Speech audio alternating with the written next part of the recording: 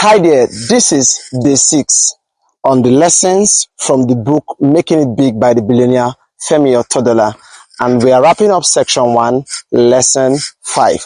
What's lesson 5? Making or creating a warm working environment for your business.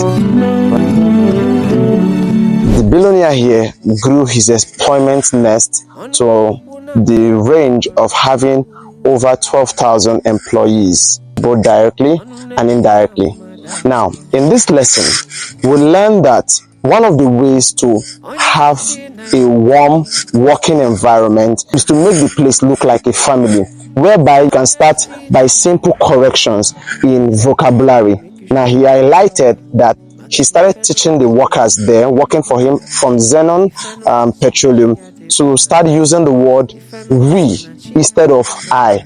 So people get to do things collectively. People begin to see themselves as brothers and sisters under the same vision. You'll find this most likely in churches, right? But it's a powerful way to grow an organization. The moment people begin to see themselves as family, begin to see an inheritance in what they are doing, some of the times he will tell them that their future depends on this thing, that their children and their children's children depend on the work they are doing. So correcting their mindset from being personal to being general, like in families, helps the business scale through. So in this particular lessons, there are basically 3 ways he encourages entrepreneurs to create a warm working environment. Number 1 is through incentives. Now, incentive does 2 things here. Incentive improves loyalty and incentive improves commitment.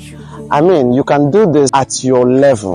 I mean, if you just have 2 staff, for instance, just at the end of the year, even if it is just 25 kg of rice, that is an incentive beyond what you pay them as their normal salary.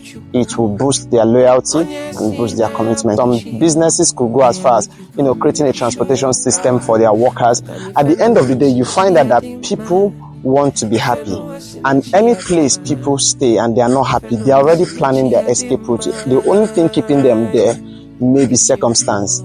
Same thing in spiritual organizations. I mean, when someone is in an organization where he is not happy, he is not valued, he is only there for one reason. Maybe he has not seen an option better, or he has not seen something to sustain him if he leaves. And the moment that better option comes, it's even non-negotiable. The person will leave as fast as possible. So incentives builds value, incentive builds loyalty, incentives builds commitment for a business. So create an incentive package in your business. Secondly is an open door policy that encourages improvement and interaction. Now, what does this imply? This implies that almost everybody has an access to the highest level of leadership, even though the backside of this can be abused, especially if the people are not trained. So one of the things he never did was to favoritize anybody, attend anybody's child ceremony, wedding or not. Because if you attended one, because of the family spirit they've created, you have to attend everybody's own.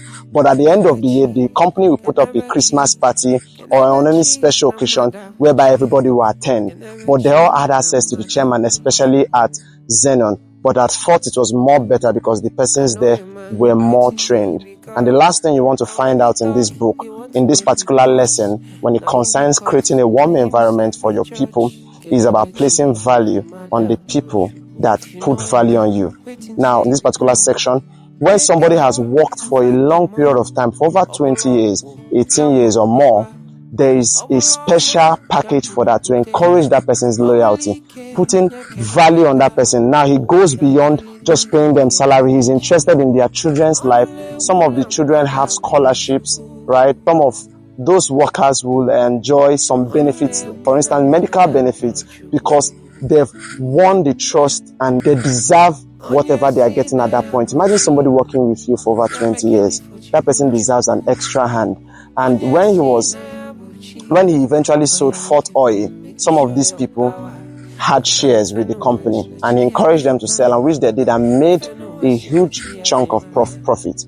So when people start working for you, you need to mark how long. You need to mark, of course, it's not just how long that makes people loyal, but it also adds up to why people need to be appreciated. Work on it create a very working environment. As a CEO or as a business owner, you must find a way to limit the things that make your people unproductive. For instance, he provided free lunch for everybody working at Xenon. Why? Because he noticed that during lunchtime, some persons needed to eat, so they would take a transportation to go to eat, right? Some come back late because of transport. So he created that system that everybody, you have access to free lunch in the company. He created a cafeteria. I mean, why is the company like this? Because of course they were big at that point and they could afford it. But it was a good gesture because not every company does that even till now. Right? It's a way to encourage your people to remove their minds from some of the things that would distract them, not just distracting them, that may be a little bit burdensome to them, and providing it to them at their beck and call. So at the end of the day, this is about making your working environment warm and not hostile. And it will play a huge role in building the legacy, in building the potential, and in building the longevity of your business, gearing you towards profit and towards expansion. Let's see tomorrow at day 7 because we are entering a new section. It's been a wonderful time and a wonderful season with you. We are currently on day 6. Tomorrow is day 7. And this section talks about expansion and growth. We'll find out what the billionaire has for us in that book, and we'll see every mistake he made and every lesson that he has to teach. See you tomorrow. Ciao. Thank you.